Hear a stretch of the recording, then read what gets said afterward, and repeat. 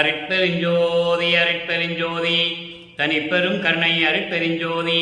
எல்லா உயிர்களும் இன்புற்று வாழ்க, வள்ளல் மலரடி வாழ்க வாழ்க, கொல்லா விரதம் குவளை எல்லாம் ஓங்குக, நல்லோர் நினைத்த நலம் பெறுக, நன்று நினைத்த எல்லோரும் வாழ்க இசைந்து. உலக மக்களே, அறிவார்ந்த அன்பர்களே, ஆண்மநேய ஒருமைப்பாடுடைய அன்பர்களே, வல்லப்பெருமான் நமக்கு அருளிய திருவருட்பாவில் 3ஆம் திருமுறையில் 5வது பதிகத்தில் சல்லாவ வியன்மொழி என்ற பதிகத்தில் இருக்கின்ற பாடலுடைய விளக்கங்களை பார்த்து கொண்டிருக்கிறோம். சல்லாவ வியன்மொழி மொத்தம் 10 பாடல்களை கொண்டது. இதுவரையில் 8 பாடலுடைய விளக்கங்களை நாம் பார்த்திருக்கிறோம். சல்லாவ வியன்மொழி என்பது ஒரு காதலனும் காதலியும் சந்தித்து கொண்டால் எப்படி இன்பமாக பேசி மகிழ்ந்து கொண்டிருப்பார்களோ அதுபோல இறைவன் வல்லற்பெருமானுடைய வீட்டிற்கே தேடி வருகிறார்.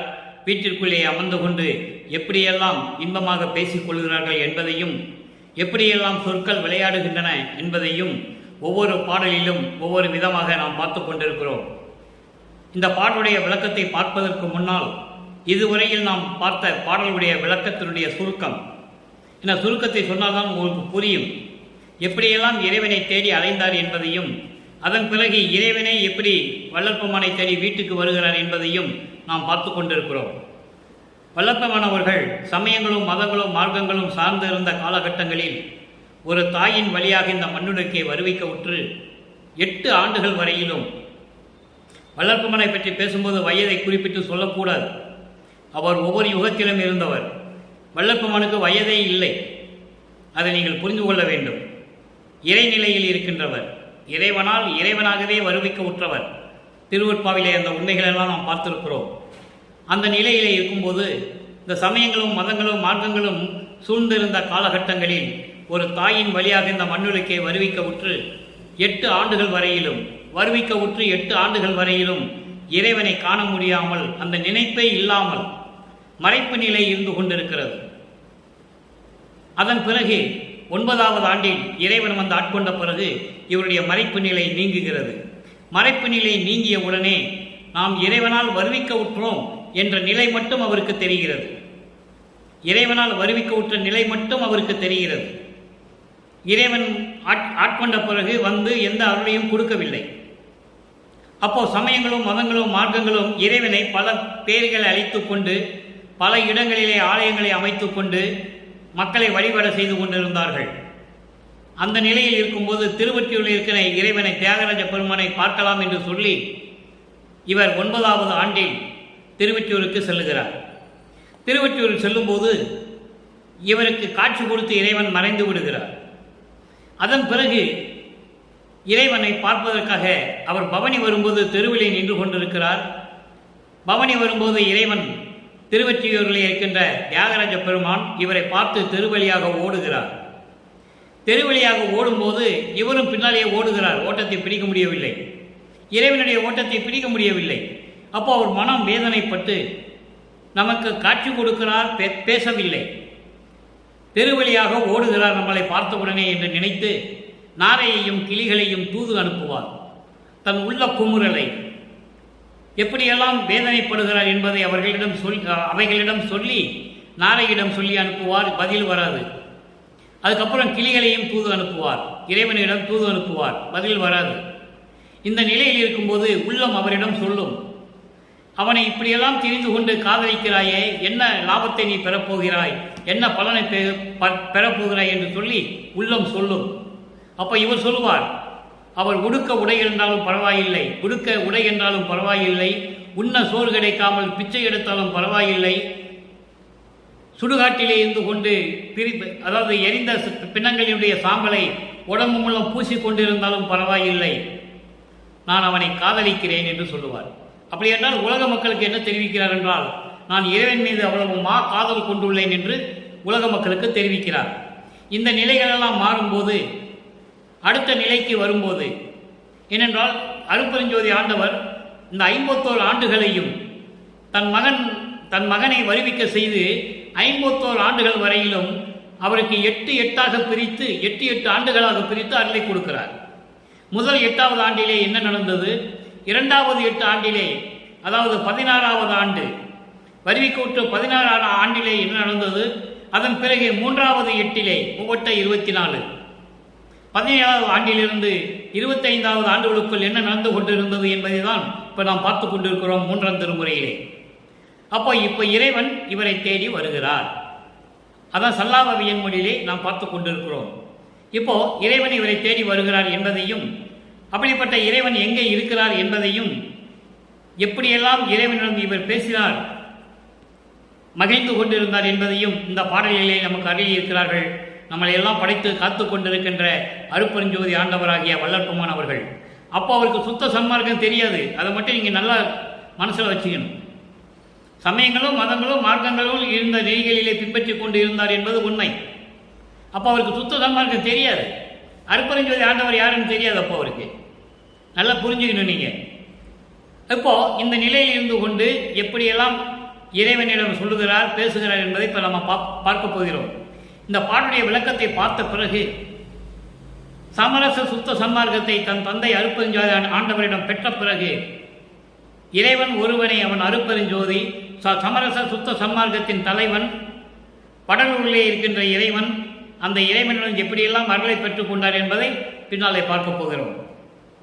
இப்போ சல்லாபவியன் மொழி 9வது பாடல். பாடலை நன்றாக கவனியுங்கள். நாடு ஒற்றிய சீர் திருவொற்றி நகரத்து அமர்ந்த நாயகனார். இறைவன் திருவொற்றியில் இருக்கின்ற இறைவன் என்று சொல்லுகிறார். சமரச சுத்த சன்மார்க்கத்தை பெற்ற பிறகு வடலூரில் இருக்கின்ற அருட்பெருஞ்சோதி என்று சொல்லுவார். நீங்கள் நல்லா கவனிச்சுக்கிட்டே வரணும். நாடு ஒன்றிய சீர் திருவொற்றி நகரத்து அமர்ந்த நாயகனார், ஈடு ஒன்றில்லாதவர், ஈடு ஒன்றில்லார், மனை உற்றிருந்தார், என் மனை உற்றிருந்தார், என் மனை உற்றிருந்தார், பூ உண்டு எழில் கொண்ட மாடு ஒன்று எங்கே என்றேன். பூ உண்டு எழில் கொண்ட மாடு ஒன்று எங்கே என்றேன். உன் மனதில் என்றார். வார்த்தைகள் விளையாடுகிறது. இறைவனுக்கும் அருட்பெருஞ்சாண்டவரும் பேசும்போது வார்த்தைகள் விளையாடுகிறது எதுகை மூளையோடு. நல்லா கவனிக்கணும். நீங்கள் அவ்வளவு சந்தோஷமா மகிழ்வா பேசிக்கொண்டிருக்கிறாங்க இறைவன். இதெல்லாம் உலக மக்களுக்கு யாரும் சொல்லவில்லை. வள்ளற்பெருமான வருவிக்க விட்டு 200 ஆண்டுகள் கடந்து விட்டது. வள்ளற்பெருமான இறைவனும் இப்படியெல்லாம் வீட்டிற்குள்ளே அமர்ந்து கொண்டு பேசிக் கொண்டிருந்தார்கள் என்று யாரும் மக்களிடம் சொல்லவில்லை. அதுதான் வேதனையான விஷயம். இறைவனை பற்றி சொல்லவே இல்லையே 200 வருஷமா. யார் சொன்னது? இப்ப பாருங்க, மாடு ஒன்று எங்கே என்று கேட்டேன், உன் மனதில் என்றார். மகிழ்ந்து அமர்வென் காடு ஒன்று உடையீர் என்றேன், செங்காடு ஒன்று உடையேன் என்றாரே. இது பாடல். இப்ப இந்த பாடல் வருகின்ற பதமுறை பாருங்க, அதன் பிறகு விளக்கம். நாடு ஒன்றிய சீர் திருவுற்றி நகரத்து அமர்ந்த நாயகனார். அதாவது மேன்மை அடைவதற்கு, நமது நிலை வாழ்வை மேன்மை செய்வதற்கு, நம்முடைய வாழ்க்கை மேன்மை அடைவதற்கு திருவொற்றியூரிலே அமர்ந்திருக்கின்ற இறைவன் எனது நாயகனார் என்று சொல்லுகிறார். தன்னை தலைவியாகவும் இறைவனை தலைவனாகவும் தன்னை காதலியாகவும் இறைவனை காதலனாகவும் வர்ணனை செய்து உலக மக்களுக்கு தெரிவிக்கிறார். அப்படிப்பட்ட என்னுடைய நாயகனார், என்னுடைய காதலன், அப்படிப்பட்ட இறைவன் திருவொற்றியூரிலே அமர்ந்து கொண்டிருக்கிறார். அவர் ஈடு ஒன்றில்லாதவர், ஈடு இணையற்றவர், யாரிடம் ஒப்பிட முடியாது. தன்னையில்லா தலைவன், தன்னையில்லா இறைவன், யாரிடம் ஒப்பிட முடியாத இறைவன் திருவொற்றியூரிலே இருந்து கொண்டிருக்கிறார். அவர் என் மனைக்கு வந்திருந்தார், உற்று இருந்தார், என் மனைக்கு வந்திருந்தார், என் வீட்டிற்கு வந்து அடைந்திருந்தார், என் வீட்டிற்கு வந்தார். அப்போ இறைவன் இவரை தேடி வர்றார். இதுக்கு முன்னால் பார்த்த நிலைகள் எல்லாம் இவர் தேடி போவார். அப்போ இறைவன் காட்சி கொடுத்து மறைஞ்சிருவார், தெருவழியா ஓடிக்கிட்டு இருப்பார். ஐயோ இவன் இருக்கிறான்னு சொல்லி இவருக்கு பயந்து கொண்டு ஓடுவார் தெருவழியா. ஏன் பயப்படுறார் என்றால், இப்போ இவனிடம் அகப்பட்டு கொண்டால் கேட்கிற கேள்விக்கு பதில் சொல்ல முடியாது. அந்த ஒரு நிலைக்கு தான் இவரை பார்த்த உடனே தியாகராஜ பெருமான் தெருவழியா ஓடுறார். அது போன பதிகத்திலே நாம் பார்த்தோம். அப்போ அப்படிப்பட்ட இறைவன் என் வீட்டிற்கு வந்து விட்டார், என் வீட்டிற்கு வந்திருந்தார். அப்போ நான் கேட்டேன், பூமாலை போட்டு அழகான மாடு, அதாவது காளை வாகனம், பூமாலை போட்டு அழகாக இருக்கின்ற காளை வாகனம் ஒன்று இருக்குமே, அது எங்கே என்று கேட்டேன். அப்போ இவர் நடந்து போறார் அவர் வீட்டுக்கு, காளை வாகனம் மீது போகவில்லை. அதெல்லாம் கேட்கிறார். பூமாலை போட்டு அழகாக இருக்கின்ற காளை வாகனம் எங்கே, காளை வாகனம் எங்கே என்று வள்ளல் பெருமான் இறைவனை பார்த்து கேட்கிறார். அப்ப அவர் சொல்றாரு, அது உன் மனத்தில் இருக்கிறது என்றார். இதனுடைய அர்த்தம் பாருங்க, சூட்சுமமான விளக்கங்கள் நிறைய இருக்கின்றன. உன் மனத்தில் இருக்கிறது என்றால் நீ எப்பவும் என்னதான் நினைச்சிட்டு இருக்க, எப்பவும் எந்த நேரத்திலும் எந்த நேரத்திலும் என்னதான் நீ நினைச்சிட்டு இருக்க. அப்போ அந்த காளை வாகனம் உன் மனத்தில் இருக்கிறது என்று சொல்லுகிறார். வார்த்தைகள் விளையாடுகின்றன எதுகை மோனையோடு. மாடு எங்க இருக்குன்னு நான் கேட்கிறேன், காளை வாகனம் எங்க நான் கேட்கிறேன். இறைவன் அதுக்கு சொல்றாரு, உன் மனதில் இருக்கிறது என்றார். அதுக்கப்புறம் பாருங்க, மகிழ்ந்து அமர் வெண்காடு ஒன்று உடையீர் என்றேன். சுடுகாட்டில் உட்கார்ந்து கொண்டு சந்தோஷமா இருக்கின்றவர் தானே நீரு என்று கேட்டேன். சுடுகாட்டிலே சந்தோஷமா இருக்கின்றவர் தானே என்று கேட்டேன். அதுக்கு அவர் சொன்னார், செங்காடு என்று ஒரு காடும் எனக்கு இருக்கிறது என்று சொன்னார். செங்காடு என்பது திருச்செங்காடு, திருச்செங்காடு, திருச்செங்காடு என்ற ஒரு இடம் இருக்கிறது.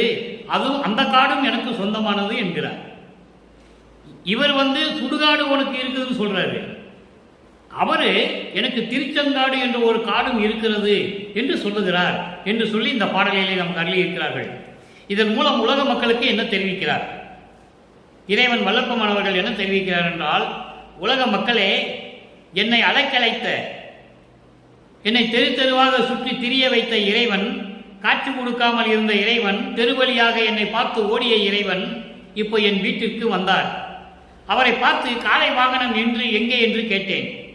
பூமாலை போட்டு அழகாக விளங்கி கொண்டிருக்கின்ற அந்த காளை வாகனம் எங்கே என்று கேட்டேன். காளை வாகனத்தில் வராமல் நடந்து வந்திருக்கிறீர்களே என்று கேட்டேன். இதுதான் சூட்சமமான விளக்கம். அப்போ கேட்கும்போது அவர் சொல்றாரு, அது உன் மனதில் இருக்கிறது என்றார். மனதில் இருக்கிறது என்றார் என்றால் எப்பவும் நீ அதெல்லாம் நினைச்சிட்டு இருக்க, அப்போ அது உன் மனதில் இருக்கிறது என்றார். உடனே நான் சொன்னேன், உனக்கு சுடுகாடு ஒன்று இருக்கிறது, அங்குதானே மகிழ்ந்து இருந்து கொண்டிருக்கிறீர்கள் என்று நான் கேட்டேன். அதற்கு இறைவன் சொல்லுகிறார், திருச்செங்காடு என்ற ஒரு காடும் எனக்கு உண்டு என்றார். அப்போ உலக மக்களுக்கு தெரிவிக்கிறார், திருச்செங்காடு என்ற இடத்திலே இந்த இறைவன் திருவிளையாடல் செய்த இடம் இருக்கிறது என்று உலக மக்களுக்கு தெரிவிக்கிறார். இப்ப இந்த பாடலுடைய பொருளை கோர்வையாக சொல்லுகிறேன். இதுவரை வரி வரியாக பார்த்தோம், கோர்வையாக சொல்லுகிறேன். மக்கள் அடைக்கலம் அடைந்து வாழ்க்கையை மேம்படுத்துவதற்கு திருவொற்றியூரிலே அமர்ந்திருக்கின்ற இறைவன், அவருக்கு ஈடு இணை யாரும் இல்லாத இறைவன். அப்படிப்பட்ட இறைவன் என் வீட்டிற்கு வந்தார். இறைவன் என் வீட்டிற்கு வந்தார். பூமாலை அணிந்து அழகாக இருக்கின்ற காளை வாகனம் எங்கே என்று கேட்டேன். நடந்து வருகிறாரே, காளை வாகனத்தில் தானே அவர் வருவார். அப்போ காளை வாகனம் எங்கே என்று கேட்டேன். அது உன் மனதில் இருக்கிறது என்றார். நான் உடனே கேட்டேன், நீ மகிழ்ந்து இருப்பதற்கு சுடுகாடு ஒன்று இருக்கிறதே என்று கேட்டேன். அதற்கு இறைவன் பதில் சொல்லுகிறார், சுடுகாடு மட்டுமல்ல பெண்ணே, எனக்கு திருச்செங்காடு என்ற ஒரு காடும் இருக்கிறது என்று சொன்னாரே. அப்போ திருச்செங்காடிலே இறைவன் திருவிளையாடல் செய்ததை இங்கே குறிப்பிடுகிறார். அதை உலக மக்களுக்கு தெரிவிக்கிறார். இதான் பாடலுடைய விளக்கம், எளிமையான விளக்கம், பிரபஞ்சத்தில் இருக்கின்ற அந்த உண்மையை விளக்கக்கூடிய ஒரு விளக்கம். அப்போ இவரும் இறைவனும் வீட்டிற்குள்ளே அமர்ந்து கொண்டு கொஞ்சம் மகிழ்ந்து உரையாடுகிறார்கள். அதான் சல்லாவ வியன்மொழி. சல்லாவ வியன்மொழி என்பது காதலனும் காதலியும் சந்தித்துக் கொண்டால் எப்படி இன்பமாக பேசி மகிழ்வார்களோ, எப்படி வார்த்தைகளை வைத்து விளையாடுவார்களோ, அதுபோன்று இந்த பாடலை நமக்கு அறிவிக்கிறார்கள் நமது இறைவன் வல்லப்பெருமானவர்கள். இப்போ இந்த நிலை மாறுகிறது.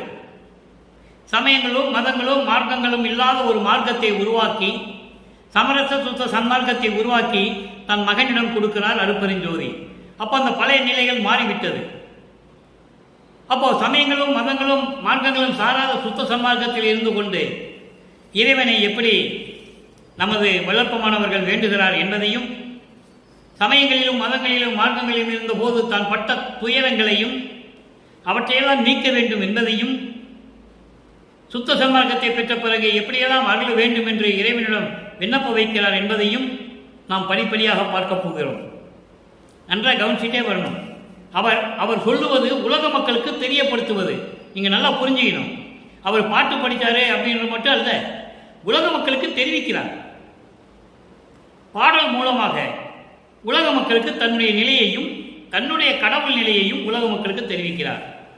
இப்போ பாருங்க, 6ஆம் திருமுறை பதிகம் 14 சிற்றபை விளக்கம். திருவொற்றியூரில் இருக்கின்ற இறைவன் எப்படி இருக்கிறான்னு சொல்றார்.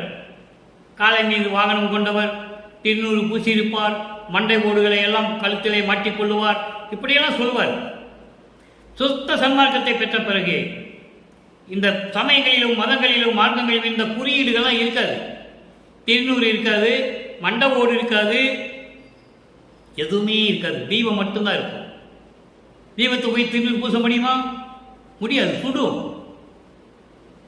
அதனால சுத்த சன்மார்க்கத்தில் வரும்போது சமயங்களிலும் மதங்களிலும் மார்க்கங்களில் இருக்கிற குறியீடுகள் இருக்கக்கூடாது என்று சொல்லுவார். அதில் விளக்கமெல்லாம் நாம் பார்க்க போகிறோம். 2ஆம் திருமுறையில் இருக்கிறது. 2ஆம் திருமுறையிலே எப்படி குறியீடுகள் இருக்கின்றன என்று சொல்லுவார். 4ஆம் திருமுறை பிரசாத மலைக்கு வரும்போது இல்லை என்று சொல்லுவார்.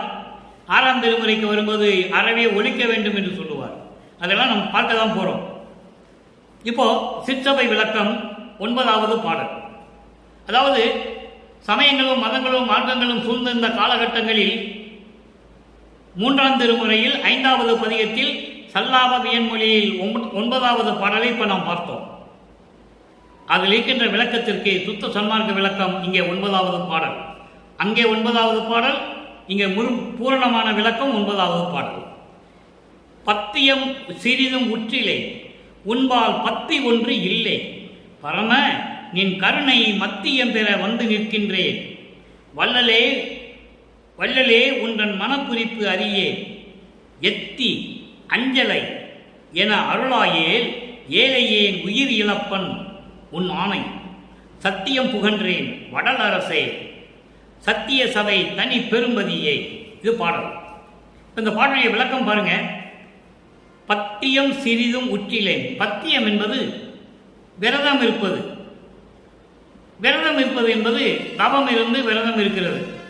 இந்த சமயங்களையும் மதங்களையும் மார்க்கங்களையும் சேர்ந்தவர்கள் எல்லாம் பல கற்பாண்டுகளாக கூட விரதம் இருந்து அந்த தவம் இருந்து இருக்கிறார்கள். கடலுக்கடியில் போயிருக்காங்க, மலைக்கடியில் போயிருக்காங்க, காட்டுக்குள்ளே போயிருக்காங்க, குகைக்குள்ளே போயிருக்காங்க, மரத்துக்கடியில் உட்காந்துட்டு உடம்பெல்லாம் புத்து வளர்கிற அளவுக்கு செஞ்சுருக்காங்க, கீழே நெருப்பு மூட்டி ஊசிகளில் ஒத்தக்காலில் நின்றுருக்கான். இதெல்லாம் மகாதேவ மலையில் வருது. அப்படியெல்லாம் தவம் இருந்தவர் கூட இறைவனை பார்க்க முடியவில்லை. ஆனால் நான் இதையெல்லாம் நான் செய்யவே இல்லை. எப்படி சொல்றார் பாருங்க. பிரபஞ்சம் தோன்றிய காலத்திலிருந்து கிரேதயுகம், திரேதயுகம், துவாபர யுகம், கலியுகம் 4 யுகங்களிலுமே எப்படியெல்லாம் தவம் இருந்திருக்கிறார்கள். அவர்களே இறைவனை பார்க்க முடியவில்லை. ஆனால் இதெல்லாம் நான் செய்யவே இல்லை. பத்தியம் சிறிதும் உற்றிலே, நான் எந்த விரதமும் இருக்கவில்லை, தவமும் இருக்கவில்லை. உன்பால் பத்தி ஒன்று இல்லை, உன் மேல பக்தி கூட எனக்கு கிடையாது. அப்படின்னு ஏன் சொல்றாருன்னா, என்னென்ன ஒன்னதான நான் நினைச்சிட்டு இருக்கேன். அதனால சொல்றாரு, உன் மேல எனக்கு பக்தியும் கிடையாது. பரமா பரம்பொருளே அருப்பெருஞ்சோதியே, நின் கருணை மத்தியம் பெற வந்து நிற்கின்றேன். வந்து நிற்கிறேன் என்றால் உன் முன்னால் வந்து நிற்கின்றேன். சத்தியான சபையில் வந்து நின்று கொண்டிருக்கிறேன். பரம்பொருளே அருப்பெருஞ்சோதியே, நின் கருணையை வேண்டி உன் அருளை பெறுவதற்காக. மத்தியம் என்பது அருள், வரம் என்றும் சொல்லலாம், வரம் என்று சொல்லலாம், அருள் என்று சொல்லலாம். அருளை பெற, நின் கருணையும் அருளையும் பெற உன் முன் வந்து நிற்கின்றேன். வள்ளலே உன்றன் மனக்குறிப்பு அறியே. உன் மனசில் என்ன நினைச்சிட்டு இருக்க? போதுண்டா சாமி, உன்னால் வரித்து விட்டு நான் பட்ட கஷ்டங்கள், துன்பங்கள், துயரங்கள், ஏளனங்கள் போதும். உன்னால் எனக்கு மானமே போச்சு. மானம் போன வழியெல்லாம் விடுத்தேன். என்னதான் நினைச்சிட்டு இருக்க என்னை பற்றி உன் மனசில்? சீக்கிரம் வந்து அருளை கொடு என்று சொல்லுகிறார். எப்படி? எத்தி எத்திதால் எத்தாதன்னு சொல்லுவாங்க, காலால் எத்தாதடான்னு சொல்லுவாங்க. அஞ்சலை தடைகளை எல்லாம் நீக்கி எட்டி பிடிச்சி என்ன, எப்படி எட்டி கையை பிடிச்சி தடைகள் எல்லாம் நீக்கி, சமயங்களையும் மதங்களையும் மார்க்கங்களையும் சொல்லப்பட்ட அந்த தடைகளை எல்லாம் நீக்கி, அஞ்சாதே மகனே என்று எனக்கு அருளாவிட்டால் அஞ்சலை என அருளாயே. தடைகளை எல்லாம் நீக்கி, சமயங்களையும் மதங்களையும் மார்க்கங்களையும் சொல்லப்பட்ட நெறிகளை எல்லாம் என்னை விட்டு நீக்கி, அஞ்சாதே மகனே என்று நீ எனக்கு அருளாவிட்டால் இந்த ஏழையேன், இந்த மகன் உயிரை விட்டு விடுவேன். உன் கட்டளை, உன் மீது கட்டளை சத்தியம். எவ்வளவு உறுதியா சொல்றார் பாருங்க. பிரபஞ்சம் தோன்றிய காலத்துக்கு கோடான கோடி பேர்கள் தோன்றினார்கள். யாரும் இந்த நிலையெல்லாம் கிடையாது. யாரும் இறைவனே பார்க்கலையே. அடியார் விடத்தில் பார்த்திருப்பார்கள், அசீரியர வாக்கு மூலம் கேட்டிருப்பார்கள், அசீரியர குரல் மூலம் வரத்தை பெற்றிருப்பார்கள், வேற உருவங்களில் பார்த்திருப்பார்கள். இறைவனை முழுமையாக யாரும் பார்த்ததில்லை. திருவருட்பவளை தெளிவாக கூறுகிறார். நம்மளை எல்லாம் படைத்து காத்து கொண்டிருக்கின்ற அருப்பெருஞ்சோதி ஆண்டவராகிய வல்லற்பெருமானவர்கள் அப்படி சொல்றாரு. எல்லா தடைகளை நீக்கி அஞ்சாதை மகனே என்று நீ எனக்கு அருளாவிட்டால் இந்த மகன் உயிரை இழந்து விடுவேன். உன் கட்டளை, உன் மீது கட்டளை சத்தியம், சத்தியமாக சொல்லுகிறேன், கண்டிப்பாக செய்து விடுவேன். வடல் அரசே, வடலூரில் இருக்கின்ற அருப்பெருஞ்சோதியே, சத்தியஞான சபையில் இருக்கின்ற தனி பெரும்பதியே.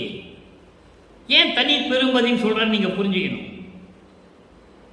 பிரபஞ்சத்தில் ஆதியும் மந்தமெல்லாம் சுயமாக தோன்றிய இறைவன், யாரையும் சாராத இறைவன், சமயங்களையும் மதங்களையும் மார்க்கங்களையும் சாராத இறைவன், சமரச சுத்த சன்மார்க்கத்தின் தலைவன், இந்த பிரபஞ்சத்திற்கே ஒரே இறைவன் அருப்பெருஞ்சோதி. ஜோதி வடிவில் இருக்கிறார். அவன் தான் அருப்பெருஞ்சோதி. அவன் தான் தனி பெரும்பதி. தனி பெரும்பதி, ஒப்பற்ற நிலையில் இருக்கின்ற பெரும்பதி, பிரபஞ்சத்திற்கே ஒரே இறைவன் என்று சொல்லுகிறார். அடுத்து ஒரு நிலைக்கு பாருங்க. இறைவன் என் மனைக்கு வந்தார், நாங்கள் உரையாடி கொண்டிருந்தோம், மகிழ்ந்து கொண்டிருந்தோம் என்று சொல்லுவார் அங்கே சல்லாவ வியன்மொழியிலே. இங்கே 6ஆம் திருமுறைக்கு வரும்போது 18வது பதிகம் திரு கதவம் திறத்தல். இறைவன் உள்ளத்தை, அருள் உள்ளத்தை திறக்கிறார் மகனுக்காக. அந்த அருள் எப்படிப்பட்டது என்பதை பார்க்க போகிறோம். 9வது பாடல் சல்லாவ வியன்மொழிக்கு 9வது பாடலுக்கு அங்கே எந்த அருளை பெற மாட்டார், எந்த அருளையும் கொடுக்கல. இங்கே எப்படி அருளை பெற்றுக் கொண்டார்? 9வது பாடல் கலை உரைத்த கற்பனையே நிலை என கொண்டு, கலை உரைத்த கற்பனையே நிலை என கொண்டு ஆடும் கண்மூடி வழக்கமெல்லாம் மண்மூடி போக. அருமையான பாடல் நண்பர்களே. கண்மூடி பழக்கமெல்லாம் மண்மூடி போக, மலை வரும் சன்மார்க்கம் ஒன்றே நிலை பெற, மெய் உலகம் வாழ்ந்து ஓங்கக் கருதி அருள் வழங்கினை எந்தனக்கே. இந்த எந்தனக்கே, எனக்கே என்று பல இடங்களில் திருவருட்பாவிலே வல்லற்பமானவர்கள் கூறியிருப்பார்கள். அப்படின்னால் என்ன அர்த்தம்? எனக்கு மட்டும் அந்த உரிமை எனக்கு மட்டும்தான் உண்டு, பிரபஞ்சத்தில் யாருக்கும் இல்லை. அவர் அதுக்கு பதில் சொல்வாரு, உனக்கு மட்டும்தான் மகனை கொடுத்திருக்கேன் பார். நோபாது நோம்பு என்னை போல் நோற்றவரும், சாகாவரம் என்னை போல் சார்ந்தவரும், தேவா நின் பேரர்களை என்னை போல் பெற்றவரும் எவ்வுலகில் யார் உலர். சற்றே அறை என்று சொல்லுவார். அறை என்றால் கூறு என்று பொருள், சொல்லு என்று பொருள். என்ன மாதிரி நீ யாருக்காவது கொடுத்துருக்கியா? என்ன மாதிரி சாகாவரத்தில் யாராவது இருக்கிறாங்களா? அப்படிலாம் கேட்கிறார். தந்தையிடம் கேட்கிறார், நீ எனக்கு கண்டிப்பாக சொல்லி ஆகணும், உன்னை நம்ப முடியாது, பல திருவிளையாடல் செய்தவனி, உன்னை நம்ப முடியாது, என்னை தவிர யாருக்காவது கொடுத்துருக்கியான்னு கேட்கிறாரு. அதுக்கு பதில் அகவல்ல சொல்றாரு, அருப்பெருஞ்சோதி சொல்றாரு அகவல்ல, சாவா நிலை இது தந்தனம் உனக்கே. இங்கே எனக்கே என்று சொல்லுவார், தந்தையிடம் எனக்கே தான் கொடுத்தேன் என்று சொல்லுவார். அங்கே மகனிடம் சொல்லுவார் அருப்பெருஞ்சோதி, உனக்கு மட்டும்தான் கொடுத்துருக்கேன்னு சொல்லுவார். சாவா நிலை இது தந்தனம் உனக்கே, ஆவா என அருளிய அருப்பெருஞ்சோதி. நான் இப்படியெல்லாம் என் தந்தையிடம் கேட்டேன். அவர் இல்லை மகனே, சாகாவரத்தை உனக்கு மட்டும்தான், அந்த சாகா நிலையை, மரணமில்லா பெருவாழ்வை உனக்கு மட்டும்தான் நீ கொடுத்திருக்கிறேன். நீ ஒவ்வொரு யுகத்திலும் இருந்தவனாச்சே, நீ ஒவ்வொரு யுகத்திலும் இருந்தவன் என்று சொல்லுவார். அதை தான் வல்லப்புமான் அகவல்ல சொல்லுவார், ஊழிதோறும் ஊழி உழப்பராது ஓங்கி வாழி என்று எனக்கு வைத்த நன்னிதியை என்று சொல்லுவார். அந்த நிலையில் இருந்து கொண்டிருக்கின்றவர் வல்லற்பமானவர்கள் என்பதை இங்கே நான் பதிவு செய்ய கடமைப்பட்டிருக்கிறேன். இப்போ பாருங்க, உழைவு அரும் இப்பொழுதே நல் தருணம் என நீயே உணர்த்தினை, வந்து அணைந்து அருள்வாய் உண்மை உரைத்தனே, சிலை நிகர் வன்மனம் கரைத்து திருவமுதம் அளித்தாய், சித்த சிகாமணியே என் திருநட நாயகனே. இது பாடல். இப்போ அந்த பாடலுடைய விளக்கம் பாருங்க. அங்கே சமயங்களிலும் மதங்களிலும் மார்க்கங்களிலும் இருந்து கொண்டு சுத்த சன்மார்க்கத்தை பெறாத வரையில் எந்த அருளையும் பெற முடியவில்லை. வருவிக்க உற்று 24 ஆண்டுகள் வரையிலும் இறைவனை முதலே பார்க்க முடியவில்லை. பார்க்கிறார், ஓடுகிறார், அதெல்லாம் வேற விஷயம். அருளை கொடுக்கல. இப்ப எப்படி அருளை பெற்றார் என்பதை சொல்லுகிறார். கலை உரைத்த கற்பனையை நிலை என கொண்டு, கலைகள் என்பது நூல்கள் என்பது வேதங்கள், ஆகம நூல்கள், ரிக்வேதம், யசுர்வேதம், சாமவேதம், அதர்வனம் போன்ற வேத நூல்கள், ஆகமங்கள், சிவநெறி நூல்கள், புராணங்கள், இதிகாசங்கள், இவைகளெல்லாம் சொல்லியவற்றையெல்லாம் கற்பனை என நிலை பெற, கற்பனையே என நிலை கொண்டு, இந்த சொன்ன கற்பனைகள் தான் நிலையானது என்று நினைத்து கொண்டு, நல்லா கவனிக்கணும். இந்த வேதங்கள், ஆகமங்கள், புராணங்கள், இதிகாசங்கள்லாம் சொன்னதே சொன்ன அந்த கற்பனைகள் சொல்லிச்சு இல்லை, அந்த கற்பனைகள் தான் நிலையானது என்று நினைத்து கொண்டு, இதுதான் நிலையானது என்று நினைத்து கொண்டு, சமயங்களிலும் மதங்களிலும் மார்க்கங்களிலும் சார்ந்தவர்கள் எல்லாம் நினைத்து கொண்டு, அந்த ஆடும் கண்மூடி வழக்கமெல்லாம் மண்மூடி போக, அவைகளில் சொல்லப்பட்ட இந்த மூட பழக்க வழக்கங்கள் எல்லாமே பொய் வகைகள், பொய்யானவைகள், மூட பழக்க வழக்கங்கள், மக்களுக்கு தேவையான எல்லாவற்றையும் கண்மூடி பழக்கம் என்பது மூட நம்பிக்கைகள், பயனில்லாதது. மண்மூடி போக என்றால் மண்ணிலே போய் அழியும்படியாக, மண்மூடி போக என்பது அழிந்து போக, அதான் மண்மூடி போக. மண்ணில் போட்டு புதைச்சிட்டா என்ன ஆகும்? அழிஞ்சு போகும். அதனால யாருக்கும் பிரயோஜனம் இல்லை. கண்மூடி பழக்கம் மண்மூடி போக எல்லாவற்றையும் நீக்கி, அதுக்கு பிறகு மலை வரும் சன்மார்க்கம் ஒன்றே நிலை பெற. மலை வர என்பது மாயைகளும் மயக்கங்களும் இல்லாத உலக மக்களுக்கு தேவையான சமரச சுத்த சன்மார்க்கம் ஒன்று நிலை பெற, சமரச சுத்த சன்மார்க்கம் மட்டும் நிலை பெற வேண்டும். மெய் உலகம் வாழ்ந்து ஓங்க கருதி அருள் வழங்கினை எந்தனக்கே. அருள் வழங்கிவிட்டாய். சமரச சுத்த சன்மார்க்கம் ஒன்றுதான் நிலை பெற வேண்டும். சமரச சுத்த சன்மார்க்கத்தில் இருக்கின்ற உலக மக்கள் தான் வாழ்வு ஓங்கி இருக்க வேண்டும். அப்படிப்பட்ட அருளை எனக்கு கொடுத்து விட்டாய், எனக்கு மட்டும் கொடுத்து விட்டாய், தெளிவாக சொல்லுகிறார். அடுத்து சொல்ற பாருங்க, உழைவு அருள் இப்பொழுதே நல் தருணும் என நீயே உணர்த்தினை. எல்லா அலைவுகளையும் நீக்கி, மன உளைச்சல்களை எல்லாம் நீக்கி, அழுவது இப்பதான் இதுதான் தருணம் என்று சொல்லி நீயே எனக்கு உணர்த்தினாய். நானும் தெரிந்து கொண்டேன், உணர்ந்து கொண்டேன். வந்து அணைந்து அருள்வாய். இப்போ நீ என்னோடு இரண்டரை கலக்க வேண்டும், என்னோடு இரண்டரை கலந்து எனக்கு அருள வேண்டும். உண்மை உரைத்தவனே, இந்த பிரபஞ்சத்தின் உண்மைகள் எல்லாம் நீங்க 1ஆம் திருமுறையிலிருந்து 4ஆம் திருமுறைக்கு நீங்க பார்த்தீங்கன்னா பூரா பிரபஞ்சத்தின் உண்மைதான், யாருக்கும் சொல்லலையே. அப்படிப்பட்ட பிரபஞ்சத்தின் உண்மைகள் எல்லாம், பிரபஞ்சத்தின் உண்மைகள் எல்லாம் எனக்கு சொன்ன இறைவனே, அருட்பெருஞ்சோதியே, சிலை நிகர். சிலை என்பது இங்கே கல், சிலை என்பது கல். கல் மனம் போன்று இருக்கின்ற அந்த மனத்தை கூட கரைத்து நெகிழ வைத்து உருக வைத்து திரு அருளமுதம் அளித்தாய். திரு அமுதம் என்பது அருள் அமுதம் எனக்கு கொடுத்தாய். எப்படிப்பட்ட கல் மனம் கூட கரைந்து விடும் உன் அருளை பெற்றுவிட்டால், சமரச சுத்த சன்மார்க்கத்தில் இருந்து கொண்டு அருளை பெற்றுவிட்டால் எப்படிப்பட்ட கல் மனது கூட கருகி உருகி கரைந்து உருகி அன்பு ததும்பி வழியும் என்று சொல்லுகிறார். அங்கதான் தயவும் கருணையும் இருக்கும் என்று சொல்லுகிறார். சமரச சுத்த சன்மார்க்கத்தை பின்பற்றவர்களுக்கு தான் கருணையும் தயவும் இருக்கும். கொலையும் கொலையும் தவிர்த்திருப்பான். வேற யாரும் இது செய்ய முடியாது. எந்த கோயிலுக்கு போய் கும்பிட்டாலும் சரி, கறி மீன் கருவாடெல்லாம் சாப்பிடுவான். ஆனால் சுத்த சன்மார்க்கத்தில் வந்துட்டா தொட முடியாது. அதைதான் வல்லப்பெருமான் மக்களுக்கு உணர்த்துகிறார். அப்போ சமரச சுத்த சன்மார்க்கத்துக்கு வர வேண்டும் என்றால் கொலையும் கொலையும் தவிர்த்திருக்க வேண்டும். உயிர்களை கொலை செய்வதை தவிர்க்க வேண்டும். மாமிச உணவுகளை உண்பதை தவிர்க்க வேண்டும். சித்த சிகாமணியே, என் திருநடநாயகனே, என் உள்ளத்தில் அமர்ந்திருக்கின்ற இறைவனே, சமரச சுத்த சன்மார்க்க தலைவனே, சத்தியஞான சபையில் இருந்து கொண்டு அருளடனம் செய்து கொண்டு அருளாட்சி செய்து கொண்டிருக்கின்ற இறைவனை என்று சொல்லி அந்த பாடலை நமக்கு அருளி இருக்கிறார்கள். அடுத்து ஒரு நிலை, 3ஆம் திருமுறைக்கு 5வது பதியத்திலே பார்க்கின்ற சல்லாப வியன்மொழியிலே ஒரு விளக்கம் இங்கே. அங்கே சுடுகாட்டில் இருக்கவேன்னு சொல்லுவார். வள்ளற்பெருமான் இறைவனை பற்றி உனக்கு என்னப்பா, நீ சந்தோஷமா இருக்கிறது, சுடுகாடு ஒன்று இருக்கு, அங்கே போய் நீ உட்கார்ந்துக்குவ அப்படின்னு சொல்ற. அதுக்கு அவர் சொல்றாரு இவர்கிட்ட, வள்ளற்பெருமான் கிட்ட, அது மட்டுமா என்கிட்ட இருக்கு, திருச்செங்காடுன்னு ஒரு காடு இருக்கு தெரியுமா உனக்கு அப்படின்னு சொல்றாரு. அப்போ அங்கே பிரபஞ்சத்தின் உண்மைகளை விளக்குகிறார்கள். இப்போ அதனுடைய நிலைக்கு இங்கு ஒரு விளக்கம் இருக்கிறது. தனித்திரு அலங்கள் 109வது பாடல், சல்லாப வியன்மொழியுடைய 9வது பாடலுக்கு தனித்திரு அலங்களில் 109வது பாடலில் ஒரு முடிவான விளக்கம்.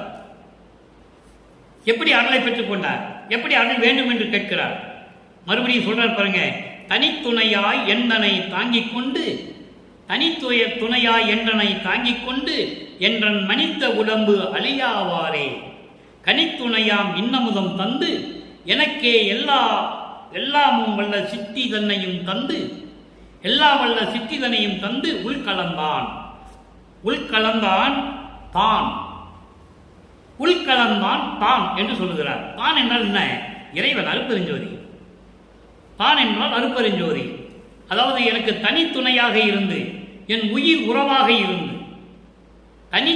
தனித்துணை என்ன? யாருடைய துணை தேவையில்லை, என் உயிர் துணையாக இருந்து கொண்டிருக்கின்ற அருட்பெருஞ்சோதியே என்னை தாங்கிக் கொண்டு, நான் சமயங்களிலும் மதங்களிலும் மார்க்கங்களில் இருந்தபோது அந்த குற்றங்களையும் குறைகளையும் எல்லாம் நீக்கி என்னை ஆட்கொண்டு தாங்கிக் கொண்டு, எந்தன் மனித உடம்பு உன்னாலே இந்த வருவிக்க உற்றேனே, உன்னாலே இந்த மண்ணுக்கு வருவிக்க உற்றேனே, உலக மக்களெல்லாம் இது மனித உடம்பு என்று சொல்லிக் கொண்டிருக்கிறார்களே, இதற்கு நான் என்ன பதில் சொல்வது என்று கேட்கிறார்.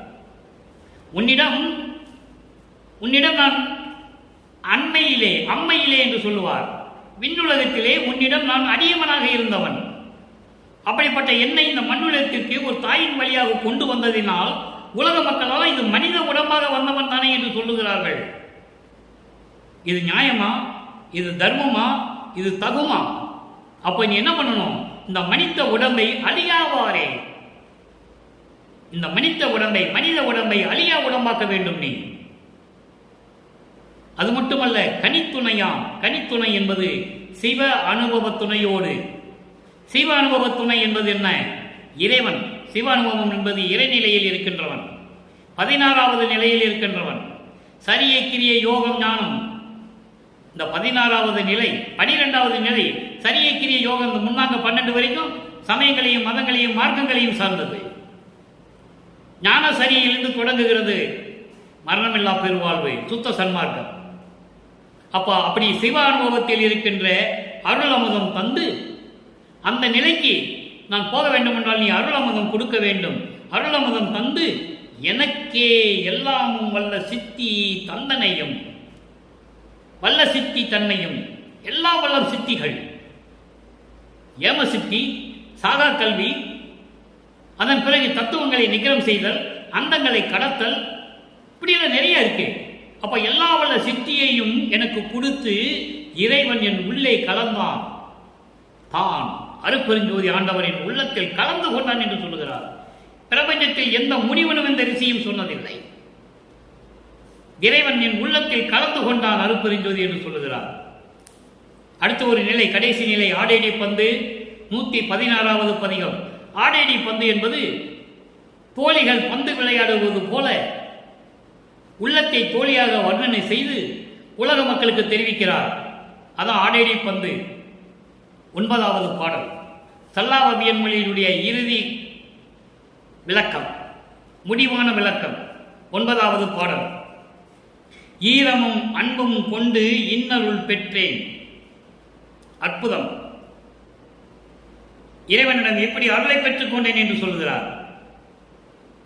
தன்னை சமயங்களிலும் மதங்களிலும் மார்க்கங்களிலும் ஈடுபடுத்திய இறைவன், அங்கே தியாகராஜ பெருமான் என்னை பார்த்து ஓடியவன், என்னை பார்த்து அருளை கொடுக்காமல் திரிந்து கொண்டிருந்தவன், அதன் பிறகு என் வீட்டிற்குள்ளே வந்து பேசிக் கொண்டிருந்த இறைவன், அதன் பிறகு சுத்த சன்மார்க்கத்தை பெற்ற பிறகு அருட்பெருஞ்சோதி எப்படி எனக்கு அருளை பெற்றால் நான் எப்படி பெற்றுக்கொண்டேன் என்று சொல்லுகிறார்.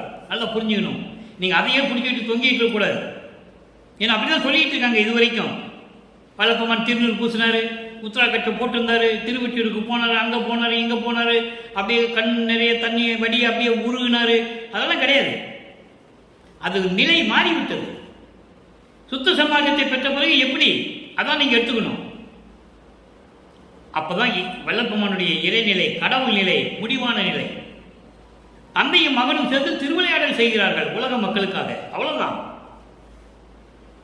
இப்போ வல்லபெருமான் சொல்ற பாருங்க, ஈரமும் அன்பும் கொண்டு இன்னருள் பெற்றேன், என் மார்க்கம் இரவாத சன்மார்க்கம் தோழி.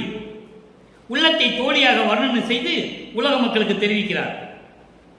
காரமும் மிகு புளி சாரமும் துவர்ப்பும் கைப்போடே உப்போடே கசப்போடே கூட்டி ஊர் அமுது உண்டு நீ ஒளியாதே. இங்க 2 விளக்கம் இருக்கிறது, நல்லா கவனிச்சுட்டே வரணும் நீங்க. ஊர் அமுது உண்டு நீ ஒளியாதே, அந்தோ ஊழிதோறும் ஊழியும் உளவாமை நல்கும் ஆரமுது உண்டு என்னோடு ஆடையடி பந்து. ஆரமுது உண்டு என்னோடு ஆடையடி பந்து, அருப்பெருஞ்சோதி கண்டு ஆடையடி பந்து. எவ்வளவு அற்புதமான பாடல். ஈரமும் அன்பும் கொண்டு, ஈரமும் அன்பும் என்பது தயவும் கருணையும் கொண்டு பேரின்பமான அருள் பெற்றேன், இறைநிலையை பெற்றேன், தயவையும் கருணையும் பெற்றுக்கொண்டேன். அதான் சொல்லுவாரு பேர் உபதேசத்தில். நான் சமயங்களிலும் மதங்களிலும் மார்க்கங்களிலும் எவ்வளவு பற்று கொண்டிருந்தேன் என்பது உலக மக்களுக்கு தெரியும். அதன் பிறகு சமரச சுத்த சமாஜத்தை பெற்ற பிறகு தயவும் கருணையும் பெற்றுக்கொண்டேன் என்று சொல்லுவார். அந்த தயவு கருணை தான் இந்த நிலைக்கு என்னை ஏற்றிவிட்டது என்று சொல்லுவார். அதை தான் இங்கே சொல்லுகிறார். தயவும் கருணையும் கொண்டு பேரின்பமான இறைவனுடைய பேரின்பமான அருளை பெற்றேன். என் மார்க்கம் இரவாத சன்மார்க்கம் தோழி. சமரச சுத்த சன்மார்க்கம் என் மார்க்கம் இரவாத சன்மார்க்கம் தோழி. அழியாத மார்க்கம். இரவாத சன்மார்க்கம் என்பது அழியாத மார்க்கம், நிலையான மார்க்கம். இனிமேல் சமரச சுத்த சன்மார்க்க காலத்தில் நாம் இருந்து கொண்டிருக்கிறோம். சமரச சுத்த சன்மார்க்க காலத்துக்கு வயது இல்லை. மற்ற எல்லா மார்க்கத்துக்களும் வயது உண்டு, எல்லா யுகங்களுக்கும் வயது உண்டு. கிரேத யுகம், திரேத யுகம், துவார யுகம், கலியுகம் எல்லாத்துக்கும் வயது உண்டு. இப்போ நம்ம சமரச சுத்த சன்மார்க்க காலத்தில் இருக்கிறோம். இதுக்கு வயதே கிடையாது. அப்போ என் மார்க்கம் அழியாத சன்மார்க்கம் தோழி.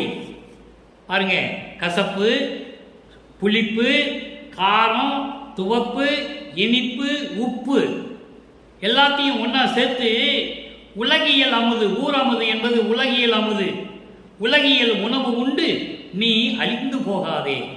இது நூல் விளக்கம். சமரச சுத்த சன்மார்க்க விளக்கம்.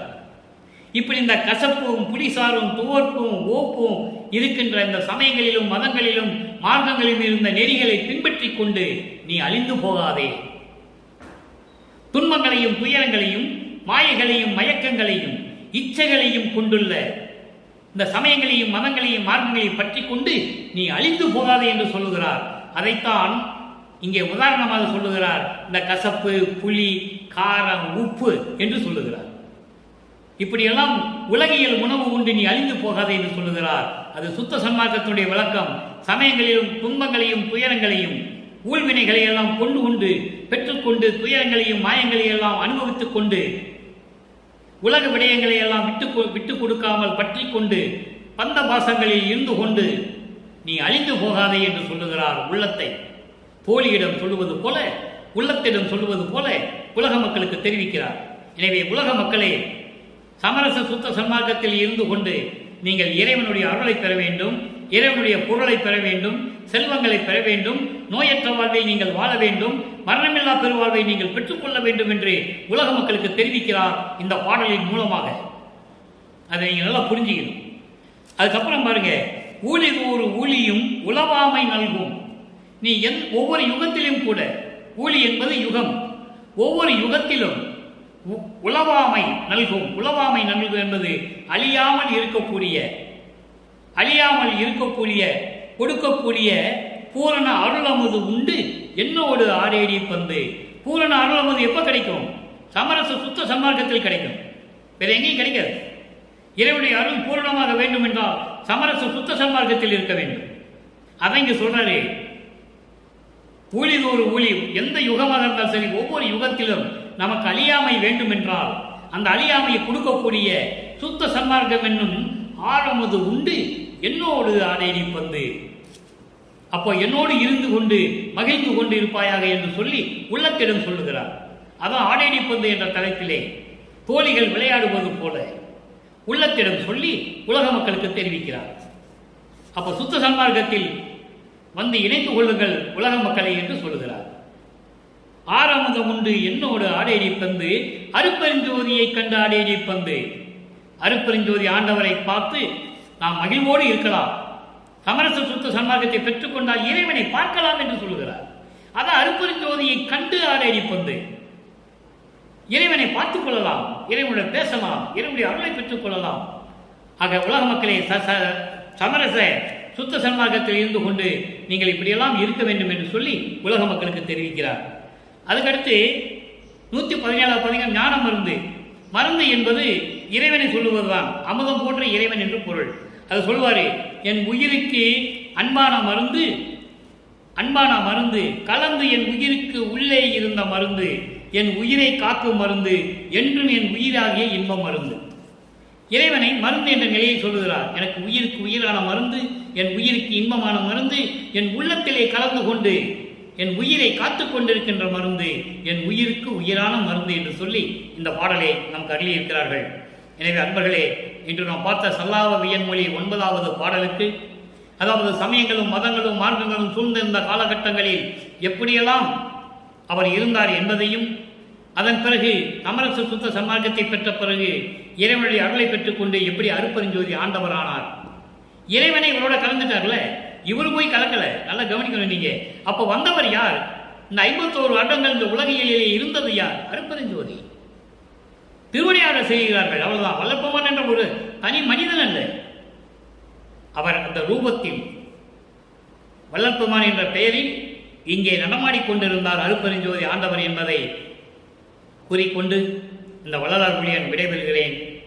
நீங்கள்லாம் இறைவனை வணங்கி அருப்பெருஞ்சோதியை வணங்கி மகாமந்திரத்தை சொல்லி இறைவனுடைய அருளையும் பொருளையெல்லாம் பெற்றுக்கொண்டு நோயற்ற வாழ்வில் நீங்கள் வாழ இறைவனுடைய தயவோடும் கருணையோடும் வேண்டிக் கொண்டு இந்த வள்ளலார் ஊழியன் விடைபெறுகிறேன். மீண்டும் நாளை சந்திப்போம். நன்றி, வணக்கம். அருட்பெருஞ்சோதி அருட்பெருஞ்சோதி, தனிப்பெரும் கருணை அருட்பெருஞ்சோதி.